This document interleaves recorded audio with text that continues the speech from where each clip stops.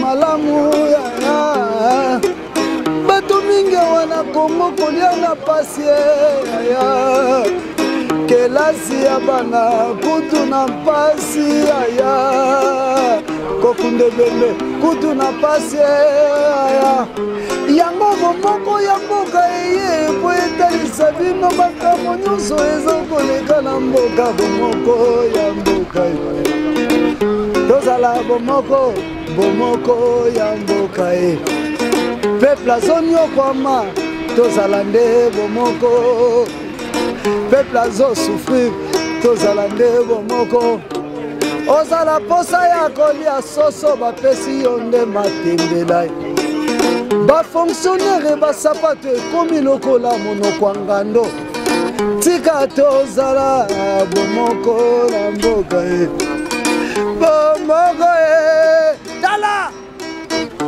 tuyeba yango ntango yo oza konyokola peuple uyebaka ke peuple wana oza konyokola ye nde nzambe atinda aza kosouffrir lobilobi bukukimila wapi ha bomoko ya mboka bato bozali na libanda ya mboka boyeba bobunda mpona mboka mboka ezala bomoko nyokola peuple uyebaka ke peuple wana oza konyokola ye nde nzambe atinda aza kosouffrir lobilobi bukukimila wapi bomoko ya mboka bato bozali na libanda ya mboka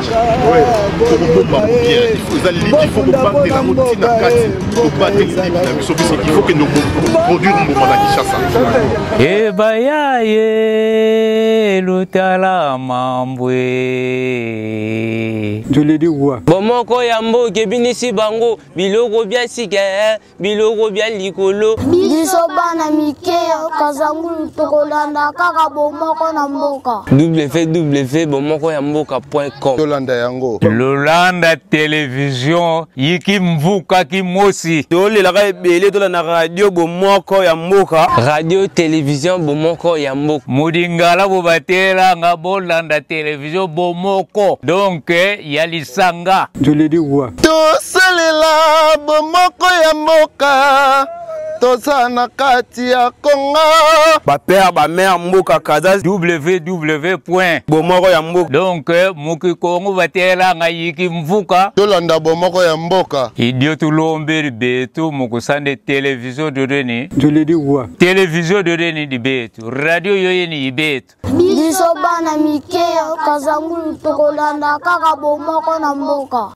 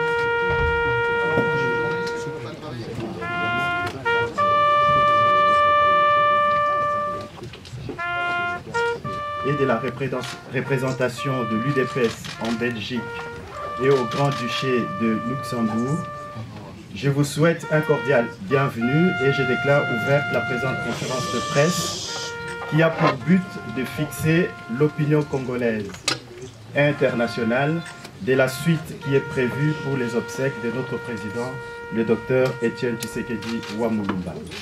Sans plus tarder, j'invite le docteur André Kabanda, le représentant de l'IDPS au Benelux, d'introduire et de présenter les orateurs du jour. Merci Laurie. Le moment n'est pas au discours, je vais juste tout de suite passer à l'essentiel. La question essentielle du jour étant la suite des funérailles de notre président. La question qui se pose ici, c'est quelle sera la décision qui devra être prise par rapport au rapatriement de la dépouille de notre président. Vous avez suivi dans la presse où le peuple à Kinshasa réclame qu'il y ait un gouvernement responsable qui puisse s'occuper des obstacles du président Tshisekedi. C'est une décision qui devra être prise à la fois par la famille, parce qu'il y a une dimension familiale importante qu'il ne faut pas négliger, et par le parti. Raison pour laquelle nous avons l'honneur d'accueillir Monseigneur Gérard Moulumba, l'évêque de Mwenga, et qui va être le porte-parole de la famille pour donner la décision, du moins la réflexion de la famille sur ce qui devra être décidé ultérieurement. Et nous avons également Félix Antoine Chilombo, qui est le secrétaire général adjoint du parti et qui va devoir donner aussi le point de vue du parti. Sans tarder, je vais passer la parole à son Excellence, Monseigneur Moulumba.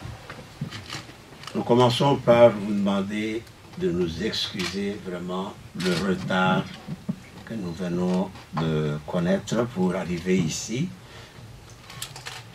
Merci pour la compréhension. Déclaration de la famille d'Étienne Tshisekedi Ouamoulumba. Le mercredi 1er février 2017, à 17h15, Monsieur Étienne Tshisekedi Ouamoulumba est mort à l'hôpital Sainte-Élisabeth de Bruxelles, entouré de membres de sa famille. Selon les médecins, il est mort d'une embolie pulmonaire. Quoique meurtri par la douleur consécutive à cette tragédie, nous tenons à adresser nos sincères et profonds remerciements à tous ceux qui, de divers horizons, tant à l'intérieur du pays qu'à l'extérieur, ont spontanément tenu à nous manifester leur compassion et leur solidarité. Ces remerciements s'adressent en particulier à la Belgique pour avoir réservé à l'illustre disparu un hommage particulier sans égal dans l'histoire commune de nos deux pays. Toutes ces marques d'expression fervente des douleurs de notre peuple et d'hommage rendus par des responsables politiques à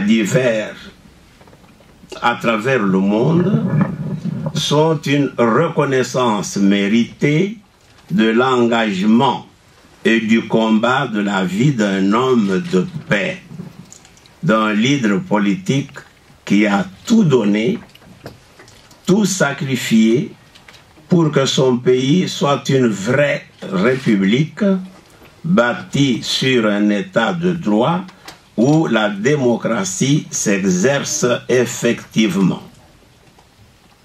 À cet égard, la famille tient à rappeler que le disparu est une figure de proue de la scène politique de notre pays. En effet, il a marqué de son empreinte les 40 dernières années de l'histoire de la République démocratique du Congo par sa lutte pour l'avènement de l'état de droit, de la démocratie et de l'alternance démocratique.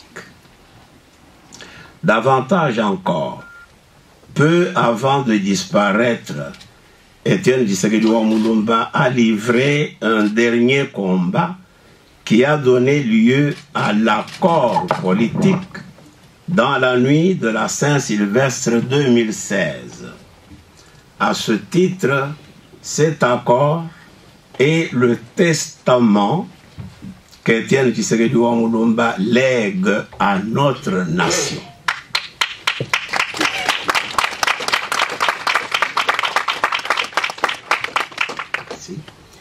Pour qu'Étienne Tshisekedi Mulumba, qui jusqu'à son dernier souffle était encore sur son champ privilégié de bataille, retrouve la paix, la famille tient à dire tout haut son ardent souhait de le pleurer dignement et de l'inhumer sereinement afin qu'il entre effectivement dans son repos éternel. Ce qui suppose une ambiance générale de sérénité indispensable à la tenue d'un deuil digne, à la mesure de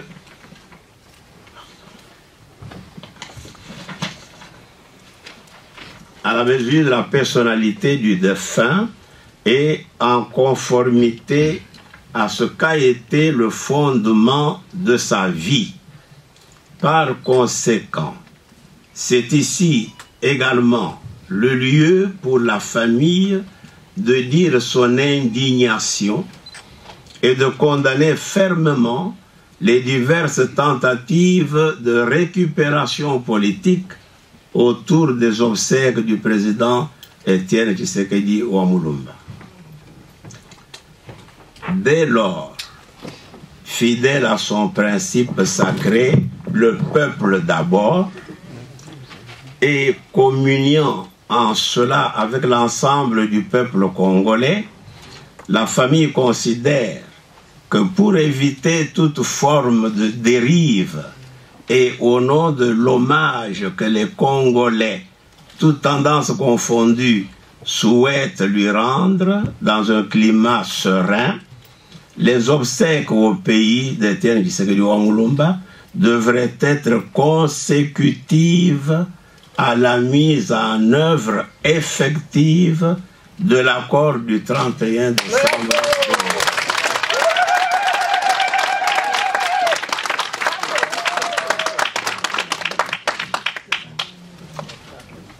À cet égard, la famille exhorte la Senkou, dans son rôle de médiation, de mettre fermement tout en œuvre pour que les parties prenantes arrivent de bonne foi à l'exécution urgente des engagements mutuels pris dans le cadre de cet accord.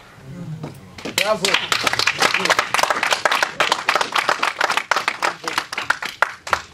Le président Étienne Tshisekedi Mulumba mérite des obsèques nationales dignes et devant connaître la participation de tous, y compris l'État congolais, pour lequel il s'est donné corps et âme toute sa vie.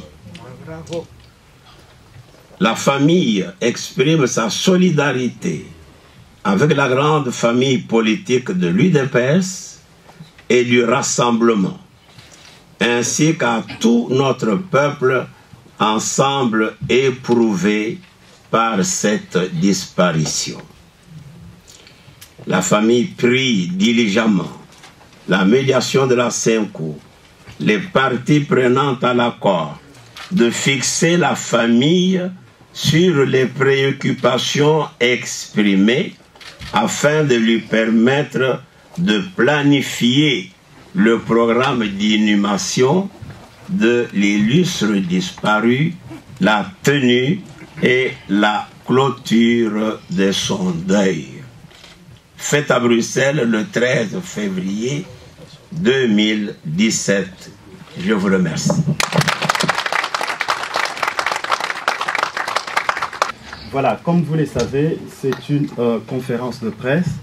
Donc nous allons privilégier les questions de journalistes et nous vous demanderons que cela puisse se passer dans le calme et la sérénité pour que tout le monde puisse s'exprimer correctement. Donc il y aura un micro baladeur et sans plus d'arté, je crois que nous allons comment faire. Je voulais donc savoir si aucune date à ce stade n'est fixée. Vous dites que les obsèques seront consécutives à la mise en place de l'accord. Quelle est la réponse que vous obtenez de Kinshasa par rapport à cette requête? Et est-ce qu'il y a une date concrètement fixée pour le rapatriement et pour les obsèques en RDC? Il n'y a pas encore de date, justement parce que nous attendons de terminer nos discussions avec le pouvoir en place. Il y a eu plusieurs sites qui ont été proposés pour l'érection d'un mausolée en hommage aux disparus.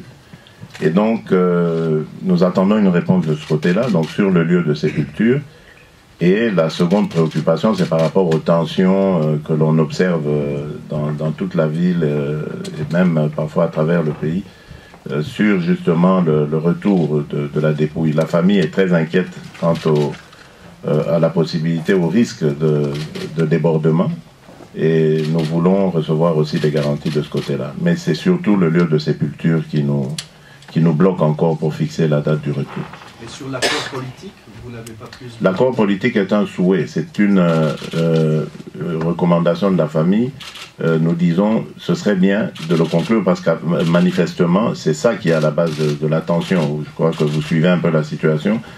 La population refuse que ce soit le gouvernement Badibanga, spécialement, qui soit chargé d'organiser les funérailles du président Étienne Tshisekedi. Et donc, elle souhaiterait que l'arrangement particulier de l'accord signé le 31 décembre soit conclu pour que le nouveau gouvernement s'en charge. Mais je pense que ça tient plus à la personne du Premier ministre actuel qu'à autre chose. Donc, c'est pour ça que nous demandons des solutions de ce côté-là, pour apaiser les tensions, évidemment. Super, madame. Mais nous n'en faisons pas une exigence à la famille, donc je tiens à le préciser. Madame. Françoise Nice, RTBF, mais radio. Excusez-moi d'être aussi concrète. Malheureusement, c'est aussi donc l'objet d'un bras de fer politique. Je ne vois pas, si je me mets à la place du pouvoir, le pouvoir n'a aucun intérêt à accélérer la mise en place des accords, me semble-t-il, parce que c'est l'UDPS qui risque d'être accusé de marchandage, cette accusation est là, et qui risque peut-être d'être perdant dans une guerre d'usure autour d'une dépouille que n'importe quelle personne douée d'un peu de cœur et de sens ne peut comprendre. Oui, dans ce cas, qu'on nous désigne très vite le lieu de sépulture, le site sur lequel le mausolée sera érigé, et qu'on nous garantisse des conditions de sécurité quant au retour. Vous savez, moi je suis arrivé à Kinshasa, la nouvelle, je l'ai reçue de là-bas. Je peux vous dire qu'il y a eu beaucoup de tensions les jours qui ont suivi. Et si nous le disons aujourd'hui, ce n'est pas du tout pour faire du marchandage. Notre souci, c'est le vœu le plus ardent, c'est d'enterrer notre patriarche, notre leader, notre président, le plus vite possible et surtout dans les conditions les meilleures. Il ne faut pas qu'il y ait des débordements, que nous soyons, nous, famille, pris entre deux feux, d'un côté les militants avec des projectiles et de l'autre sous les tirs à balles réelles ou des tirs de gaz lacrymogène. Je crois que vous pourrez comprendre notre souci. Étienne Tshisekedi était un homme de paix. Il ne faut pas que ces funérailles soient une occasion d'émeute, voire de bain de sang. C'est ça que nous évitons, nous tenons à éviter le plus, avec beaucoup de détermination. Mais ça n'a rien à voir avec un marchandage quelconque. Cheikh Fita, pour info à la ligne de Congolais de Belgique, je poursuis pratiquement la question de Françoise Nice. L'UDPS est disposé à tenir jusque quand, au cas où le pouvoir aussi s'entête. L'UDPS, c'est la partie politique du problème. Mais nous, ici, nous sommes, je vous rappelle, en train de parler au nom de la famille. La famille lance encore un appel pour que le lieu de sépulture soit trouvé. Et ça, cette décision, elle appartient aux autorités actuellement en place. Donc je pense que la meilleure des choses à faire serait déjà de déterminer ce lieu, et pour le reste, on peut voir comment est-ce que ça peut se faire. Il y a même moyen peut-être, je dirais, de partir, d'envoyer une équipe d'avance, essayer de voir avec les dirigeants du parti comment est-ce que nous pouvons calmer les tensions, en demandant peut-être une discrétion, une présence discrète du gouvernement, voire du Premier ministre Wadi Banga, qui est la principale personne mise en cause dans cette histoire, lui demander peut-être de s'effacer, lancer un appel au calme, etc. Donc il y aura d'autres possibilités sûrement à aborder, à explorer, mais je crois que le plus important ici, c'est le lieu de sépulture. C'est celui-là qui doit être déterminé. C'est la réponse que nous attendons depuis tout ce temps. Mon oncle, l'évêque ici à côté, a pris langue avec les représentants de l'État pour ce faire. Mais jusqu'à aujourd'hui, nous n'avons toujours pas de réponse à ce sujet. Je crois que c'est ça qui bloque plus que tout. Voilà, monsieur Wetchi d'abord. J'ai deux questions. Baudouin Amba, Congo indépendant. La première, c'est de savoir si vous avez reçu un rapport d'autopsie, puisqu'on a raconté beaucoup de choses sur les circonstances du décès de M. Tshisekedi. Est-ce que la famille a reçu un rapport d'autopsie? Ça, c'est la première question. Deuxième question, à propos du mausolée.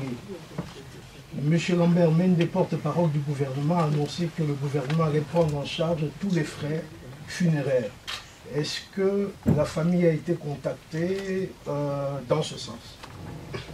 Oui, je vais répondre à la première question et je vais passer le micro à mon oncle pour la seconde partie. Je vous ai dit qu'il a pris langue avec les autorités de l'État. Donc, au sujet de l'autopsie, bon, nous avons longuement hésité à le dire ou pas, mais puisque vous posez la question, on va y répondre. Ce n'est pas exclu, après qu'on ait consulté les intéressés. Donc nous allons demander l'expertise d'un médecin et d'un avocat pour voir les suites à donner à ce décès. Ce qui est clair, c'est que nous nous posons des questions dans la famille sur ce décès inopiné. Franchement, nous ne l'avons pas vu arriver. Et donc, en tout cas, des voix se sont vraiment élevées pour que nous le fassions. Mais évidemment, la décision sera prise après consultation des médecins et des avocats de la famille. Merci. S'il vous plaît, madame.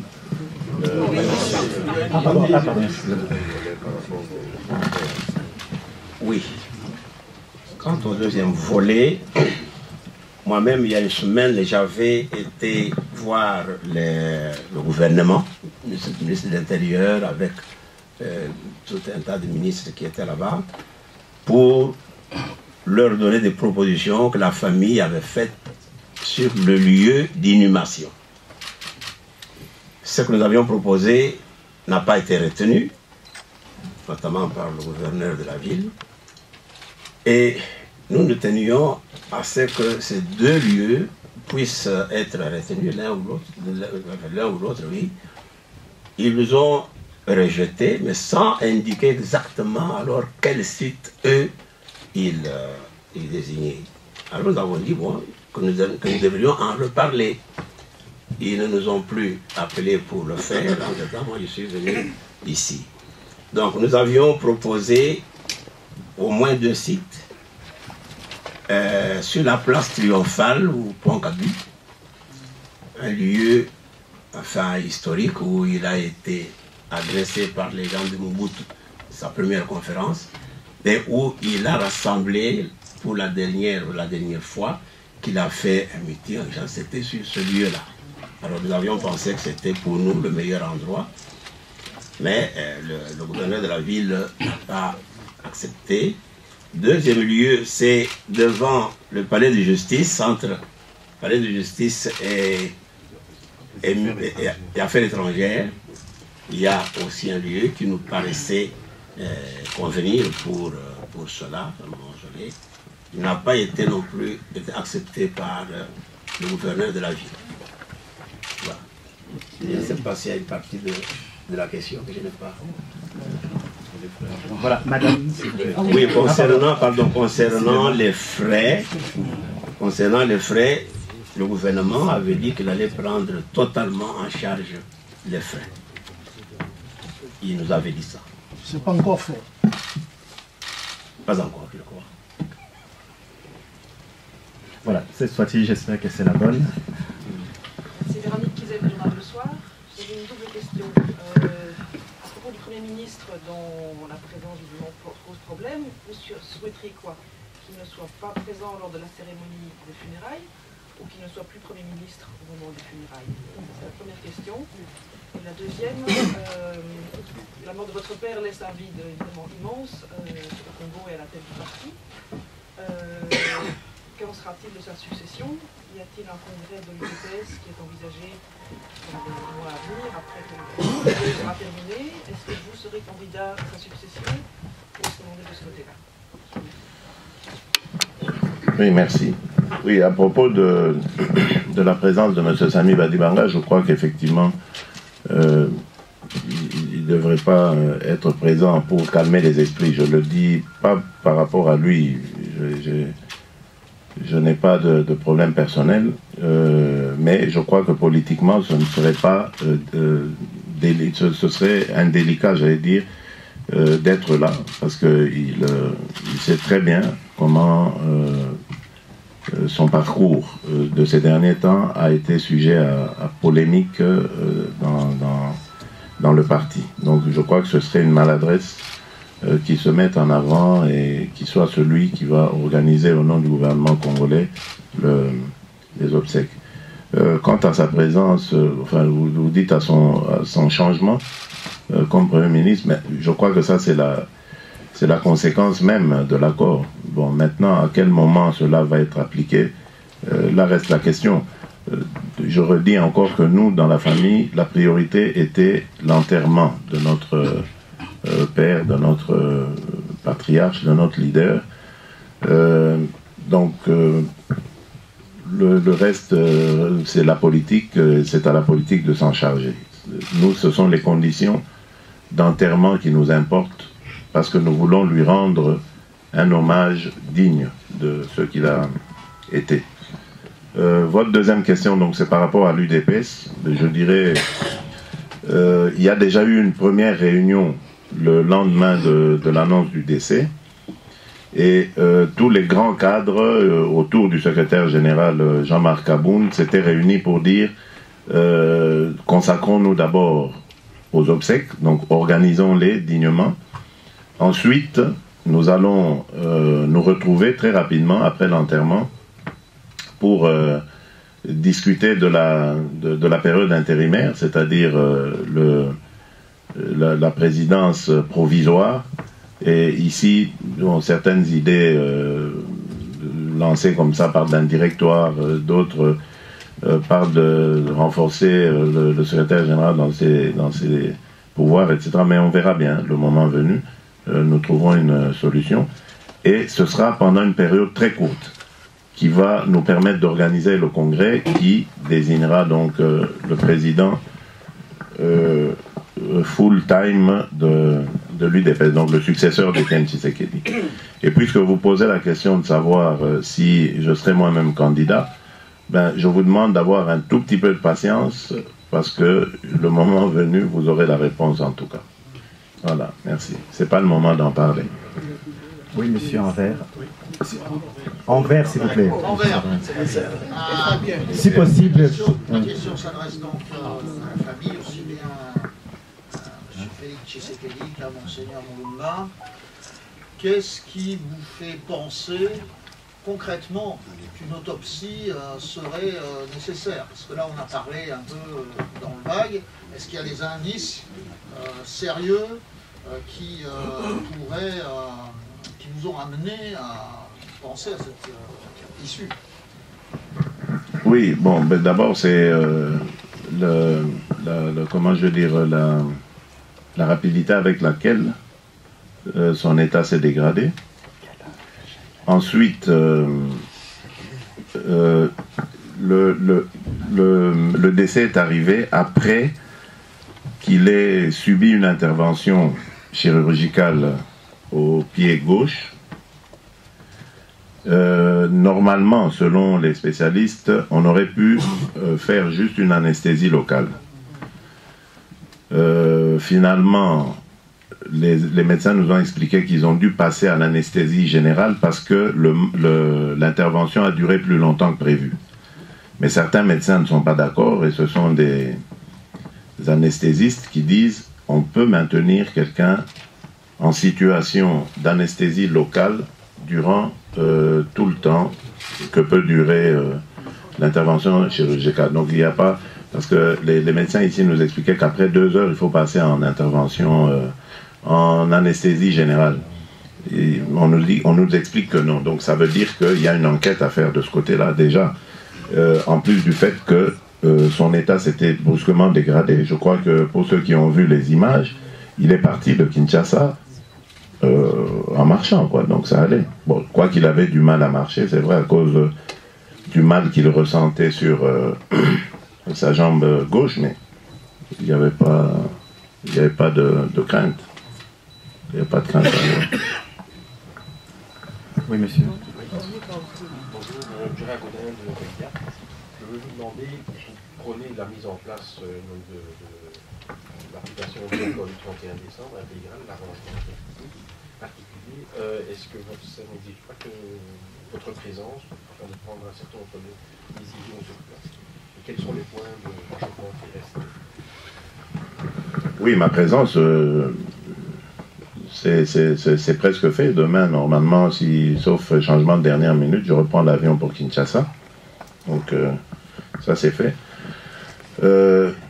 Ici, je dois encore repréciser que nous le faisons. Si nous avons parlé de ça, c'est uniquement pour honorer la mémoire d'Étienne Tshisekedi, qui s'était beaucoup investi pour que cet accord arrive, qui a pris beaucoup de responsabilités pour accepter cela. Vous savez que lui, comme beaucoup le savent, a été le véritable président élu en 2011. Et s'il a dû faire ce revirement, c'est-à-dire accepter de signer cet accord qui redonne à Joseph Kabila une année de plus alors que la Constitution indiquait que son mandat s'arrêtait le 16 décembre de l'année passée, le 19 décembre de l'année passée, excusez-moi. Je crois que cela est tout simplement dû à une volonté de vouloir régler de manière pacifique la situation politique, la situation de crise politique qui sévissait au Congo. Donc c'est en ce nom-là, c'est au nom de ce combat qu'il a mené que nous voulons voir se réaliser cet accord, d'autant plus que cet accord est signé depuis le 31 décembre. Ce qui restait à faire, puisque vous posez la question, c'était les arrangements particuliers, c'est-à-dire la manière dont nous allons le mettre en œuvre. Et ça, normalement, ça devrait durer moins longtemps que l'accord lui-même. Parce que l'accord, j'y ai été, j'ai conduit la délégation du rassemblement. Je peux vous dire que c'était très corsé. On s'est battu sur chaque mot, chaque ligne, etc. Donc ici, ça devrait être plus rapide. Voilà pourquoi nous voulons que cela avance. D'autant plus que ça bloque sur des problèmes de caprice, j'allais dire. Dans l'accord, il est dit clairement, au point 3, que le Premier ministre est désigné par le Rassemblement et ensuite il est nommé par le président de la République conformément à l'article 78 de la Constitution. Donc vous voyez que c'est clair. Les amis d'en face reviennent avec des problèmes d'ego, j'allais dire, de leur leader, en disant que ça apparaîtrait comme si on lui imposait une personne et qu'on lui imposait la volonté du rassemblement, alors que le Premier ministre devrait être un collaborateur avec lequel il devrait s'entendre. Mais ils ont eu le temps de discuter de cela avant la signature de l'accord. S'ils ont mis leur quitus pour que ce soit ainsi, ça veut dire que aujourd'hui l'accord est applicable, on ne peut pas revenir dessus. Donc là, nous les soupçonnons de vouloir gagner du temps, et en gagnant du temps, de compromettre le processus lui-même. Parce que vous savez qu'avant le 31 décembre de cette année, nous devrions avoir eu des élections présidentielles, législatives, nationales et provinciales. Et plus nous prenons du retard, moins ce sera possible d'articuler ce programme et d'arriver à bon port pour les élections. Je crois et je soupçonne le gouvernement d'être quelque part en train de souhaiter ce scénario, et donc de pouvoir à la fin de l'année faire le constat qu'on n'a pas eu d'élection. Ainsi, ils pourront articuler la possibilité de recourir au référendum qui va nettoyer la Constitution et en remettre une autre qui permettra à Joseph Kabila de se repositionner. Je suis sûr que c'est ça leurs intentions réelles. Et puisque nous nous sommes engagés à perpétuer le combat d'Étienne Tshisekedi, à le continuer, nous allons faire barrage à ce genre de choses.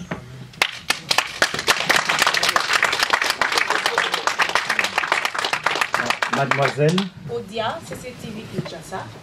Vous conditionnez le rapatriement du corps du président de l'UDPS par la signature des arrangements particuliers et la mise en place d'un gouvernement.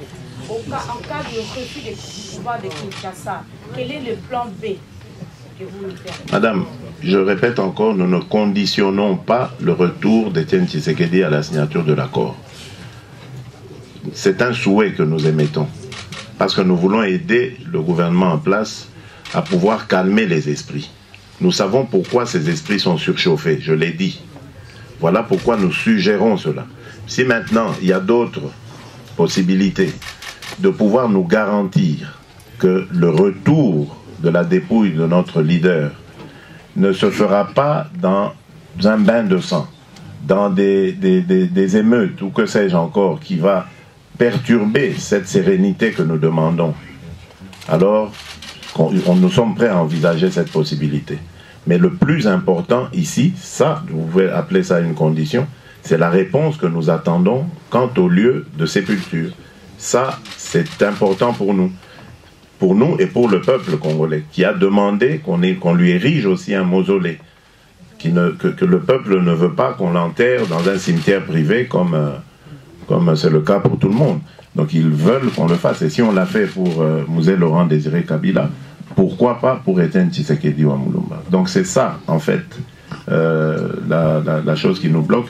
Et peut-être, éventuellement, lorsque nous aurons levé l'option d'une autopsie, ce sera peut-être aussi ça qui prendra du retard. Mais bon, à mon avis, une autopsie, ça ne prend pas des semaines ou des mois. Je pense que ça peut aller vite. Voilà.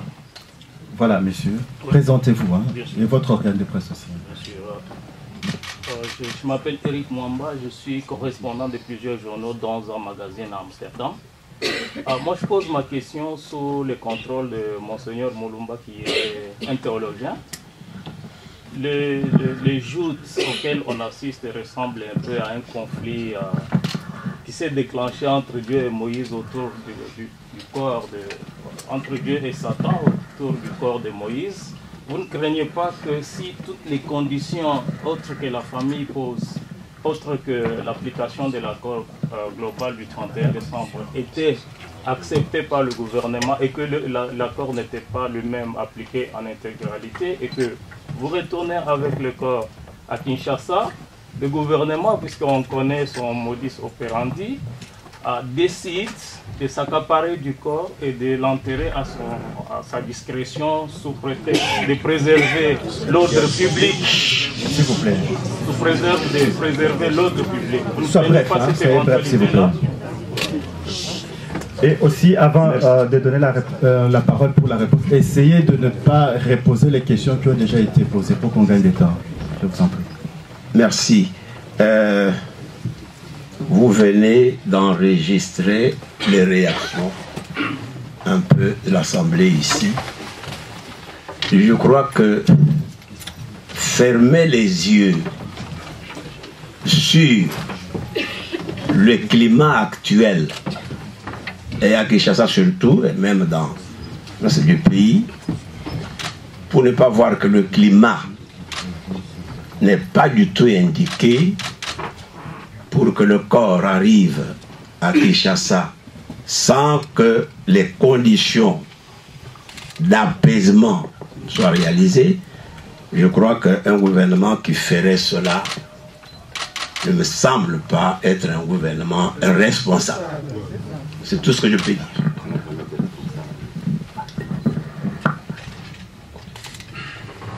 Voilà, on va prendre encore 2 ou 3 questions. Fabien Oui, Fabien. Oui, Fabien Poussouani, télé de Chambre.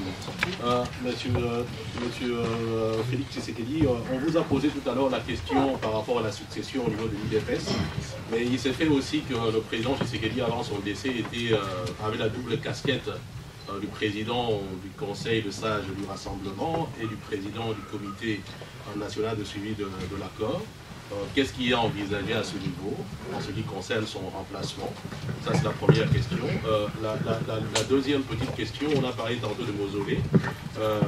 Quand Monseigneur a parlé des différents endroits qui ont été proposés, il me semble que c'était des endroits accessibles à tout le monde, en public. Et on sait que dans ce pays-là, parfois, pour un petit rien, ça peut dégénérer. On pourrait arriver facilement à la profanation d'une tombe. Qu'est-ce que vous avez envisagé en termes de sécurité pour une aussi grande personnalité? Et il y a une autre idée qui a germé, celle de pouvoir construire le mausolée au siège de l'UDPS. Est-ce qu'une telle possibilité est envisageable? Bien, merci Fabien. Par rapport au rassemblement déjà, je crois que ce n'est pas à moi ici de décider, ni à l'UDPS seul. Le rassemblement, c'est la composition de plusieurs forces politiques et sociales. En fait, le Conseil des sages, tel qu'il avait été conçu, et donc qui avait à sa tête Étienne Tshisekedi, c'était l'organe suprême évidemment du rassemblement, mais ce poste avait été taillé à la dimension du président, avec l'accord de tous nos partenaires du rassemblement. Il avait été dit que voilà, Étienne Tshisekedi allait être élevé à ce rang de président du Conseil des sages par rapport à son parcours, à son charisme, à l'hommage qu'on voulait lui rendre. Donc c'était pas par rapport à sa position en tant que président de l'UDPS. Donc vous voyez que c'était un statut assez particulier qui n'avait rien à voir avec son appartenance à l'UDPS. Ce qui fait qu'aujourd'hui, on n'a plus de personnalité de cette dimension au sein du rassemblement. Donc il faudrait revoir même ce Conseil des sages dans son influence dans le rassemblement. Peut-être revenir à une formule classique, président avec des vice-présidents, etc. Et directement pourvoir à ce vide, parce que le président du rassemblement est de fait, comme le dit l'accord, président du Conseil national du suivi de l'accord. Donc très vite, je crois, et c'est pour ça que je rentre aussi, il faut demander aux amis qu'on se réunisse et qu'on voit quelle option lever de ce côté-là. Alors par rapport au site, oui, je crois que vous avez raison. La profanation reste toujours du domaine du possible, mais je pense que ça va devenir un site officiel et donc la République aura le devoir de le protéger comme on le fait avec le mausolée de Musée Laurent-Désiré Kabila. Je ne crois pas que jusqu'ici il a été fait mention d'une profanation quelconque. Si on y affecte une garde permanente, il n'y aura pas de problème. Alors, vous avez parlé de la possibilité ou l'éventualité de l'enterrer au siège du parti. Oui, ça aussi, ça a été proposé, mais vous savez, il faut des autorisations pour ce faire. Et nous n'avons toujours aucune réponse là-dessus. Voilà pourquoi nous disons la balle est plutôt dans le camp du gouvernement, pas dans le nôtre. Parce que nous attendons une réponse claire sur le lieu de sépulture. Voilà, nous arrivons tout doucement à la fin de cette conférence. Nous allons prendre encore une question. Et après cela, les conférenciers vont passer au salon. Là, on pourra faire des interviews. En fait, il y a une décision médicale prise donc par les médecins de l'hôpital Sainte-Élisabeth de subitement passer d'une anesthésie locale à une anesthésie générale. Parce que l'intervention a duré plus de 2 heures. Voilà, mais vous me levez un peu, vous mettez un peu en doute, soupçonnez, vous dites qu'il y aurait d'autres raisons. Alors ce serait quand même imaginer un complot assez pointu, d'imaginer que cette décision médicale, a priori, aurait des raisons. Voilà, quand vous dites on s'interroge, moi ça me gêne un peu. Est-ce que vous avez des éléments pour appuyer cette interrogation qui serait peut-être circuler médicale? Je crois qu'on a été assez clair. Il y a une situation qui nous interpelle tous, en tout cas nous de la famille. On l'a vu arriver. Ceux qui l'ont entouré à ce moment-là disent que c'est vrai, à part la fatigue qu'il présentait, l'état de fatigue générale, il n'y avait pas d'inquiétude, d'autant plus que les examens avaient été faits, les premiers examens, enfin les plus... ce qu'on fait d'habitude, la prise de sang, etc. Je crois que je parle sous le contrôle du docteur Kabanda, qui était d'ailleurs, qui fait partie de nos proches qui ont suivi le dossier dès l'arrivée du président. Donc, nous n'avions aucune raison de nous inquiéter ou de nous attendre à ce genre de verdict. Puis, il se plaignait assez ouvertement même de la douleur qu'il avait à sa jambe gauche. Elle lui faisait, à le voir, d'après ce que disent les membres de la famille, il avait très mal à sa jambe. Et on se demande pourquoi est-ce que ça a pris autant de temps pour l'opérer finalement. Donc, et ensuite, c'est un mal normalement qui était local, donc qui devait se circonscrire à cela. Mais plus tard, on nous expliquera que l'anesthésie est passée du local au général parce que simplement l'intervention avait duré plus longtemps. Mais là aussi, nous avons un avis contraire d'un proche qui est anesthésiste qui dit qu'on peut maintenir un patient dans cet état d'anesthésie locale jusque quand l'intervention se terminera, peu importe le temps que ça prendra. Donc c'est de là que sont venues nos questions. Donc cette chute brutale de l'état de santé et cette anesthésie qui aurait pu être maintenue au niveau local et qu'on a dû passer au niveau général sans autre explication. C'est celle que je vous donne. Donc voilà les raisons de vouloir pousser plus loin. Nous ne soupçonnons personne ici, nous n'accusons personne. Nous voulons simplement comprendre qu'est-ce qui s'est passé. Je crois que c'est notre droit le plus légitime. Voilà. Bonjour, ici c'est Jikaji avec Bomboko Yamboka. C'est pour vous dire, on se retrouve aujourd'hui pour la conférence avec Monsieur Félix Tshisekedi. Et là, c'est la fin de la première partie. On va se retrouver avec les gens de la presse pour la suite. Merci. Monsieur Félix Tshisekedi, Ribeiro pour Vox Africa TV et Med en TV.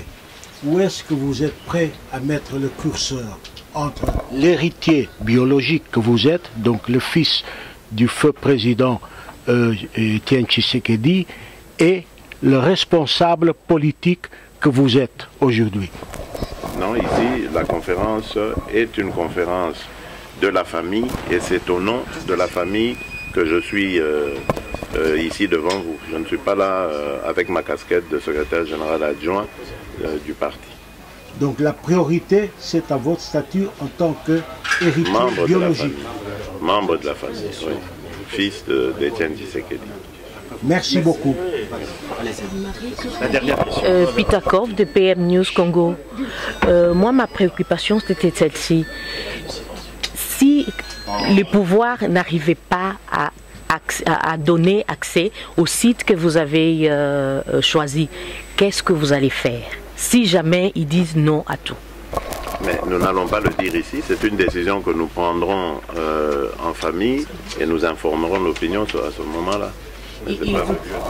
Oui, et vous pensez? Nous n'en sommes pas encore là et il ne faut pas commencer à à se comporter comme si on voulait exercer une pression sur le gouvernement. Nous comprenons qu'ils ont aussi des choses à analyser, des conditions à analyser, mais je crois que plus vite tombera la réponse, mieux ça vaudra pour tout le monde.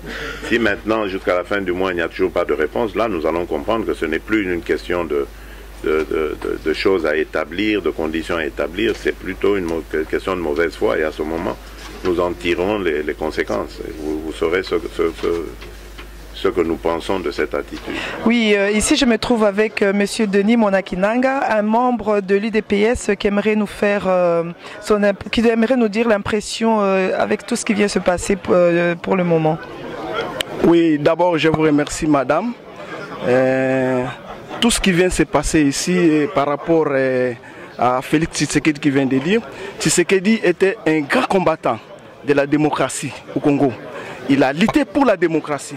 Donc le gouvernement congolais doit savoir que Tshisekedi, il était un homme, un leader politique. On doit réserver une place pour lui, pour un mausolée, on met un mausolée pour lui. Donc nous souhaitons que le gouvernement congolais puisse montrer sa bonne foi. Ils ne peuvent pas bloquer pour que Tshisekedi puisse être plairé par la population congolaise. Donc c'est ce qu'on dit, donc vous affirmez que vous voulez vraiment ce mausolée-là. Donc c'est ça, donc cette décision doit être prise. Pas autrement, sinon c'est le mausolée où il n'y a rien. Effectivement, nous sommes pleinement d'accord que le mausolée se fasse pour M. Etienne Tshisekedi. Parce qu'il était un grand combattant de la démocratie. Il a lutté pour la démocratie. Il a consacré sa vie pour la démocratie. Pour la démocratie. Il faut qu'on puisse mettre un mausolée pour M. Etienne Tshisekedi Wamulumba. Bonjour monsieur. Bonjour. On était ici à la conférence. C'était juste pour savoir, est-ce que toutes ces questions qui ont été posées, c'était satisfaisant ou il y a encore des points d'interrogation là-dessus? Non, mais je pense que tout a été bien dit. Tout a été bien expliqué. Il n'y a pas de zone d'ombre dans cette intervention. Et vous n'avez rien à rajouter là-dessus? Non, rien du tout. Comme il a dit, nous attendons l'option qui sera faite, par exemple pour l'autopsie. Il a dit que l'option, c'est de trouver la place pour les mausolées, pour le président Tshisekedi, et que le nouveau gouvernement n'était pas une condition principale. Bon, on pouvait souhaiter que c'est là. On est ici à la conférence. Je voulais savoir, toutes ces questions qui ont été posées, est-ce que vous n'avez pas d'autres questions qui traînent dans votre tête? Bon, la seule question que nous posons en tant que diaspora, parce que M. Félix Tshisekedi se trouve être chef de la délégation UDPS aux négociations, la question que nous posons en tant que diaspora, c'est celle de savoir quelle est la place qui est réellement réservée à la diaspora dans ces discussions. Même au niveau de la répartition des rôles, parce que nous avons vu la répartition des postes au niveau du Conseil national de suivi, mais aussi la répartition des postes au niveau du gouvernement. Nulle part il n'a été mentionné la composante ou l'entité diaspora. Je parle ici de la diaspora militante. Très souvent, on fait l'erreur de nous mettre dans la société civile. Nous acceptons, mais nous sommes une force politique à part. Parce que quand nous militons, nous ne militons pas avec les organisations de la société civile qui sont sur place au Congo. Nous militons en tant que diaspora et les combattants, les résistants, tous ces gens qui militent ici ont le droit d'être représentés au sein des institutions pour qu'ils voient aboutir, disons, la plupart des projets qui sont développés ici au sein de la diaspora. Le président Tshisekedi vient décéder encore une fois ici dans la diaspora, il vient mourir ici dans la diaspora. C'est aussi un message pour les membres de son parti, mais notamment aussi pour les membres de sa famille, de comprendre que la diaspora a toujours été avec Tshisekedi et elle est encore avec Tshisekedi. Les questions médicaux qui ont été posées là, il y a des questions par rapport à la santé de M. Etienne Tshisekedi. Vous ne pensez pas que ça ne devait pas être posé ici? Non, non. Ça, c'est un problème qui est réservé à la famille. Il n'y a que la famille qui peut se prononcer là-dessus. Ce n'est pas donné à un monsieur tout le monde de se prononcer là-dessus. Oui, mais vous ne pensez pas que ça devait être par exemple posé avec une personne qui s'y connaît médicalement au lieu que ce soit la famille qui en parle? Mais non, la famille peut en parler. parce que, à ma connaissance, la famille était en contact avec les médecins. Ils peuvent donner les renseignements qu'ils ont pour éclaircir la situation. Non, si on peut parler en termes de souhait, il faut dire qu'il s'est investi au dernier moment de sa vie dans la conclusion de l'accord du 31 décembre. C'est cet accord qui peut tenir lieu de volonté, de testament de sa part. Et il nous appartient à nous tous, les uns comme les autres, de nous employer à faire appliquer à faire signer cet accord dans ses arrangements particuliers et à obtenir son application intégrale. Non, la famille, tous les efforts de la famille aujourd'hui tournent autour de cet accord. Il faut l'appliquer, mettre en place un gouvernement conformément à la volonté exprimée par l'accord du 31 décembre. Et si on met en place cet accord, ça provoquera un apaisement général propice au transfert de la dépouille de l'illustre disparu. Je voulais savoir, on vient d'avoir cette conférence de presse, et est-ce que par rapport à vous, toutes les questions ont eu des réponses? Oui, toutes questions ont eu des réponses. Ah oui, toutes questions ont eu des réponses. Je crois qu'il a fallu quand même que cette conférence se fasse pour éclaircir certaines zones d'ombre par rapport au deuil du leader Maximo qui nous a laissés. Vous ne pensez pas que c'est un peu prématuré que Félix se prononce par rapport à l'état médical de son papa? Écoutez, vous venez de le dire, de son papa. Oui, vous ne pensez pas que c'est un peu prématuré de se prononcer? Parce qu'il n'est ni médecin, pour moi il n'est ni médecin. Donc vous pensez que c'est prématuré de se prononcer là-dessus? Parce que c'était quand même une personne qui avait un certain âge, 84 ans, il avait des antécédents médicaux. Donc vous ne pensez pas que c'est prématuré? Je ne suis pas médecin, mais si je me mets à sa place en tant que fils du défunt, je me poserai la question. Ce n'est pas interdit de se poser des questions par rapport à une éventuelle erreur médicale. Oui, non, on se pose des questions. Comme vous venez de dire, erreur médicale, personne n'a parlé d'erreur médicale. Donc je veux dire par rapport que, regardez que la personne a quand même des antécédents médicaux. Donc c'est pas prématuré. Non, prématuré, c'est lorsque, ici ce n'est pas prématuré parce que la personne n'est plus. Et s'il faut faire, soi-disant, entre guillemets, les examens ou les expertises par rapport à sa mort, c'est pas après l'enterrement, c'est avant. Donc c'est pas prématuré. Bon, par rapport à tout ce qui s'est dit dans la conférence, est-ce que vous auriez des choses contraires à dire? Non, mais je crois qu'il était très clair, hein. Il a très bien expliqué les choses. Il va falloir lui faire confiance, c'est lui qui connaît les tenants et les aboutissants. Donc nous pensons qu'il a vraiment bien tenu cette conférence de presse, il a bien expliqué les choses. Nous voulons seulement entendre comment les choses vont devoir se terminer au fait. Moi je ne vois pas qu'est-ce que je peux ajouter dans ce soir. Et c'est la famille, on entend que c'est la famille qui dit. Et on ne sait pas si Étienne Tshisekedi, est-ce qu'il avait un testament? Est-ce que c'était vraiment son souhait? Parce qu'on dit que c'est la famille. Est-ce qu'on ne peut pas regarder s'il a un souhait, lui, personnellement, lui-même? Je ne pense pas que ce soit une histoire de famille. Je ne pense pas. Donc c'est une histoire du peuple congolais, au fait. La famille est en train de suivre le peuple congolais. Tu vois, donc Tshisekedi n'appartenait plus à sa famille. Tshisekedi appartenait à la famille congolaise, à la nation congolaise tout entière. Donc ce n'est pas une histoire de famille. Tel qu'il a expliqué, moi je n'ai pas entendu que la famille voulait s'en approprier. Non, la famille ne fait qu'adhérer à la position du peuple congolais. Donc Tshisekedi appartenait à la nation congolaise. Il faut maintenant suivre les aspirations de la population congolaise, particulièrement les aspirations de la population quinoise. Il faut que la famille suive. Il faut que la famille suive. Donc la famille ne décide pas au fait. C'est le peuple congolais qui désire que Tshisekedi, par exemple, soit enterré dans un mausolée. Donc sans regarder en fait le souhait de Tshisekedi en tant que d'Étienne Tshisekedi en tant qu'homme, pas en tant qu'homme politique. Ouais. C'est ça que si j'ai bien compris. Oui, effectivement. Donc il faut voir ça comme ça. Tshisekedi fut un grand leader. Ça, on le sait, mais je veux dire en tant qu'homme, là on sort de l'homme politique. Je veux dire, tout homme a un souhait. Exact. Moi je peux dire j'ai un souhait qu'on me brûle.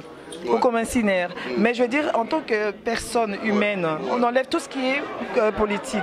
Donc on ne regarde pas, donc c'est dire, on s'accapare de l'homme politique et on se bat avec ça, c'est ça. Donc ce n'est pas acceptable. Tu vois que Tshisekedi est un homme hors commun. Donc Tshisekedi, il faut les comparer à des gens comme des Lumumba. Hein, tu vois, il y a des gens qui font l'histoire d'un pays. Tshisekedi est parmi ces gens-là. Donc il n'est pas une personnalité comme tout autre. C'est une personnalité à part au Congo, tu vois. Donc c'était une grande personnalité. Moi je vais les comparer à Lumumba par exemple. Donc ce sont des grandes personnes qu'il faut vraiment honorer en fait. Et tu vois toi-même comment les choses se passent ici à l'étranger comme au pays. Tu es en train de suivre. Donc moi je pense qu'il y a une particularité en ce qui concerne Tshisekedi. Donc la famille n'a vraiment rien à dire. La famille doit suivre l'aspiration de la population congolaise. Tu vois. Donc c'est vraiment les peuples. C'est vraiment les peuples. Ce n'est pas la famille. Donc moi je pense que c'est comme ça que je peux expliquer la chose. C'est Madame Rita Tchèche-Togo Pembe, je suis présidente du MNDL, le Mouvement National des Démocrates Libéraux, parti de l'opposition. Oui, et qu'est-ce que vous pensez de tout ce qui s'est dit dans cette conférence? Vous êtes d'accord ou vous avez des questions vous-même à vous poser? Non, non, la conférence de presse était nécessaire et ils ont été clairs à ce point. Moi je crois la famille a opté le choix ou la voie de ce que veut le peuple. Mais le plus important, c'est qu'ils ont levé l'équivoque pour dire que la famille ne fait pas le marchandage avec la mort du président Étienne Tshisekedi. Ils voudront juste qu'on leur montre là où le mausolée doit être érigé parce que Tshisekedi a la qualité du père de la démocratie. D'où il faut à cette qualité-là qu'on érige un mausolée pour lui. Et il est le patriarche dans sa lutte pour l'état de droit. Et il est le seul opposant. Mais vous dites bien, il est représentant, il est patriarche, tout ce qu'on veut. Mais je veux dire, là-dessus, ce qui me chiffonne en fait, c'est qu'on regarde l'homme politique, on regarde tout. Parce qu'on peut dire quelque part aussi, on peut le prendre aussi en otage. Mais on ne regarde pas avant tout que c'était aussi un papa, un homme, et que c'est un homme avant tout qui avait un souhait, comme toute personne. Et pour vous, vous pensez que c'est normal qu'on suive ce sens-là? Ben, tu sais qu'à mon sens, il n'appartenait plus à lui-même, il ne s'appartenait plus. Il est devenu un monument national, madame. Vous êtes à Bruxelles, non? Vous avez vu comment les gens se sont... C'est que j'ai bien dit, c'est un monument national. Mais on ne parle même pas si ce monsieur avait un testament, c'était quoi son... Parce que c'est bien. Si on avait dit, par exemple, c'est qu'il voulait être enterré en Israël ou je ne sais pas quoi, ça serait bien. Mais là, on ne parle pas du souhait de la personne, on parle de la famille, la famille, la famille. Ok, on est d'accord. Mais c'est quand même bien de savoir que non, c'était un homme avant tout. Oui, ça doit être cela son testament parce que c'est un homme qui militait déjà pour le peuple. Pour lui, c'était le peuple d'abord. Son testament, c'est ce peuple-là qui l'a... Ça, on n'en disconvient pas. Non, ça veut dire que la mort de Tshisekedi, ce qui est là, c'est que, comme on dit, c'était une grande personne. Et ce qui se passe avec la situation du Congo, ce qui se passe, ça veut dire qu'on n'a rien à dire. Comme on dit, c'est la famille. Et puis, on suit. C'est ça? C'est pas la famille. Vous avez bien suivi la famille. Il voudrait par rapport à ce titre, parce qu'au-delà de ça, il est père de la famille. La famille. La famille, à son niveau, devra avoir des entretiens avec son parti politique. Et le rassemblement dont il était le président de SAGE. Le plus important ici, c'est par rapport à la sécurisation de ses obsèques même. Vous vous rappelez à Kinshasa, sur place, les jours de sa mort, il y a eu des gaz lacrymogènes. Bonjour, Maman Nanga. Oui, maman, tu es venue ici pour la conférence. Qu'est-ce que tu penses de tout ça? Tu es d'accord avec tout ce qui s'est dit? D'accord, oui. On n'était pas au lieu là où on a opéré le président. Donc tout ce qui s'est passé, on est resté dans l'étonnement.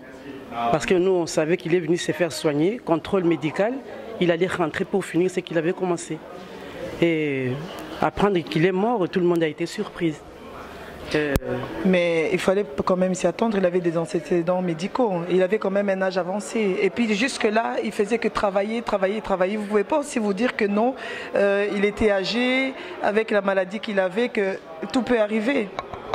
Oui, mais il y en a qui arrivent à 70 ans, et il a reçu des coups, il a accumulé des choses, et il a raté beaucoup de rendez-vous médicaux. Et on peut dire que tout pouvait arriver. Mais en tant que notre papa, notre leadership, ça reste toujours les clics. Donc vous posez toujours des questions sur les raisons de sa mort, si j'ai bien compris. Pourquoi lui? Ok, merci beaucoup. Oui, voilà, ici c'est la fin de la conférence. J'ai pu avoir quelques réponses des personnes et en espérant vous revoir bientôt, restez connectés sur www.bombokoyamboka. Merci.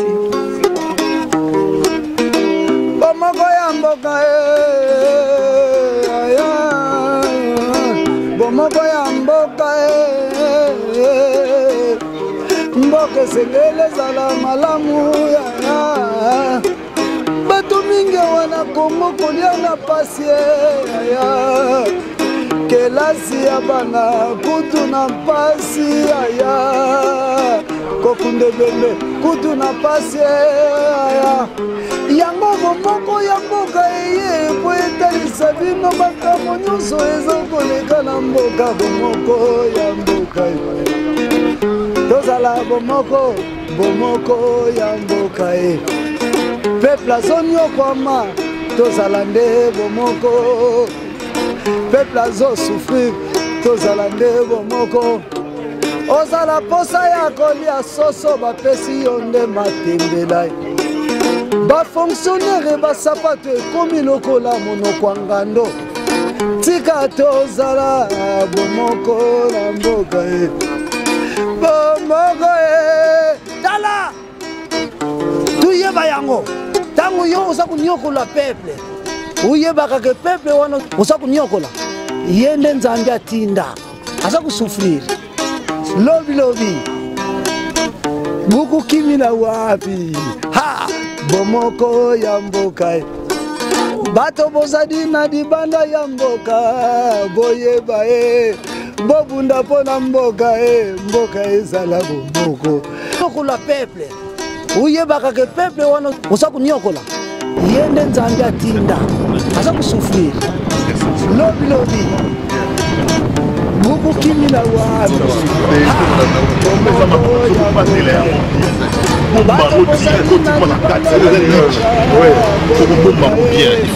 il faut combattre la routine à 4 pour battre il faut que nous produisons un moment à Kinshasa.